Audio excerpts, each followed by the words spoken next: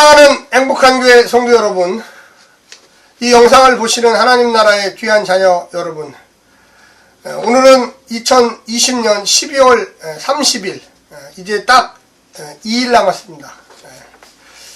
우리가 하나님과 함께 2020년 이렇게 동행하면서 여기까지 왔습니다. 물론 우리가 교만하고 또 하나님을 거부하고 또 어떨 때 우리가 스스로 타락하여 낭망할 때 있었지만 다시금 하나님 우리를 불러주시고 또 용서해 주시고 우리의 참회의 기도에 하나님의 놀라운 사랑으로 응답하셨음을 고백합니다.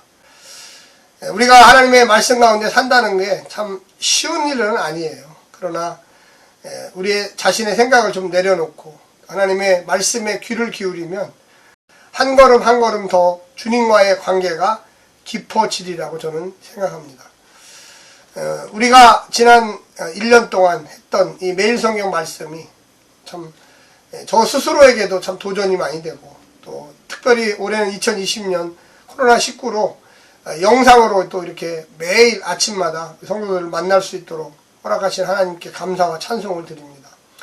21세기의 문명의 이기처럼 이렇게 영상 예배가 좋은 것은 아니지만 또 어쩔 수 없이 상황에 따라서 드릴 수밖에 없는 상황입니다. 하루빨리 코로나19가 잠잠해지고 모든 성도들이 함께 모여서 예배했으면 좋겠습니다. 오늘 우리에게 주시는 말씀은 시편 43편 1절부터 5절까지의 말씀입니다. 말씀을 듣고 다시 오겠습니다. 43편.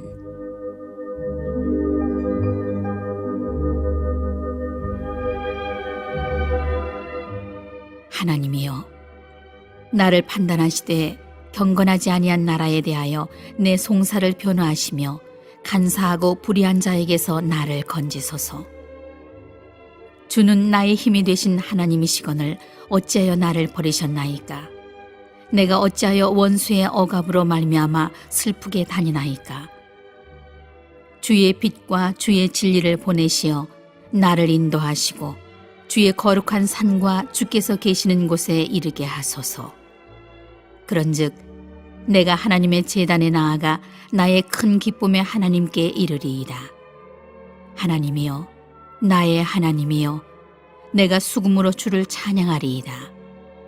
내 영혼아, 네가 어찌하여 낙심하며 어찌하여 내 속에서 불안해하는가?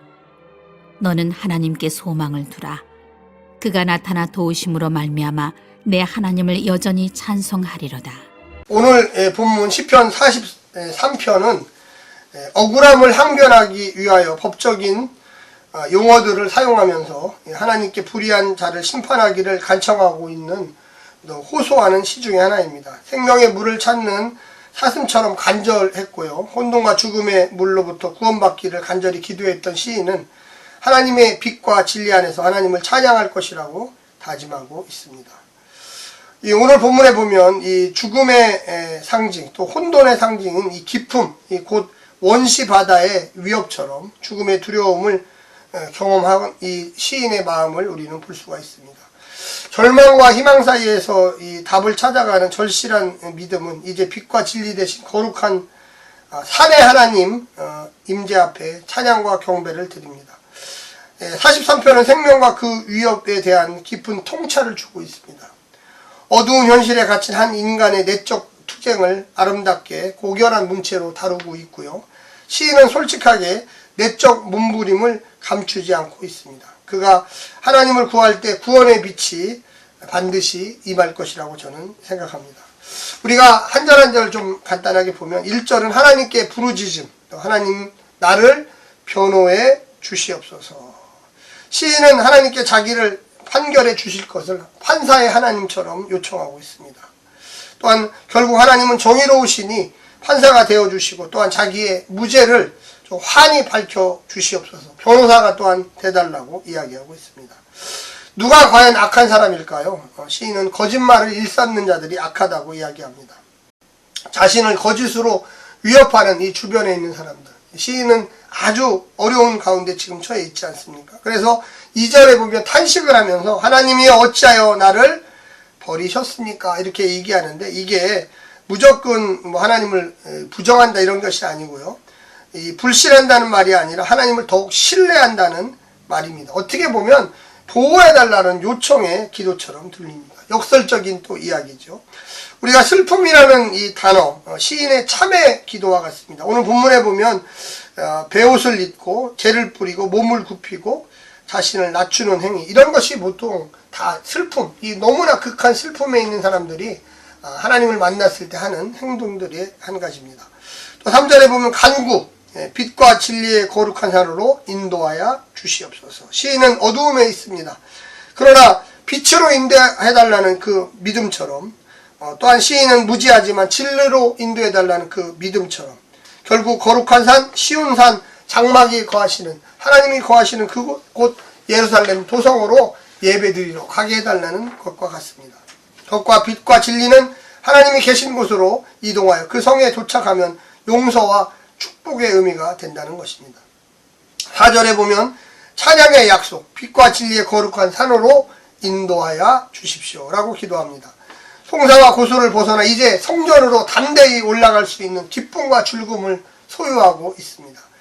악기와 수금으로 하나님을 찬양합니다.